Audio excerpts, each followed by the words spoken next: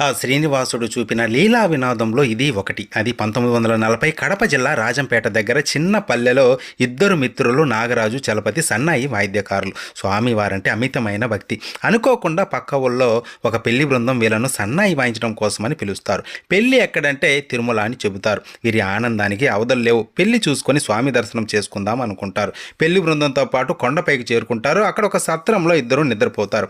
ఉదయాన్నే లేచి చూస్తే చలపతి కనబడడు. చుట్టుప్రక్కల వెతికినా కనబడడు. ముహూర్తానికి సమయం అవ్వడం వల్ల నాగరాజు ఒకడే సన్నాయి వాయించడం ప్రారంభిస్తాడు. మనసులో చలపతిని తిట్టుకుంటూనే ఉంటాడు. కొద్దిసేపటి తర్వాత చలపతి సన్నాయి తీసుకుని వచ్చి పక్కన కూర్చొని వాయించడం ప్రారంభిస్తాడు. పెళ్లి జరిగిపోతుంది. చలపతి ఇప్పుడే వస్తానని చెప్పి బయటకు వెళ్తాడు. కొద్దిసేపటి తర్వాత కళ్ళు నలుపుకుంటూ అదరాబదరాగా చలపతి సన్నాయితో నాగరాజు వద్దకు వచ్చి, బాగా నిద్ర పట్టేసింది, సమయానికి రాలేకపోయాను, క్షమించు అంటాడు. అదేంట్రా ఇంతసేపు ఇక్కడే ఉన్నావుగా అంటే, లేదు నేను ఇప్పుడే వస్తున్నాను అంటాడు. నాగరాజుకి అప్పుడు అర్థమవుతుంది, వచ్చింది సాక్షాత్తు శ్రీవారి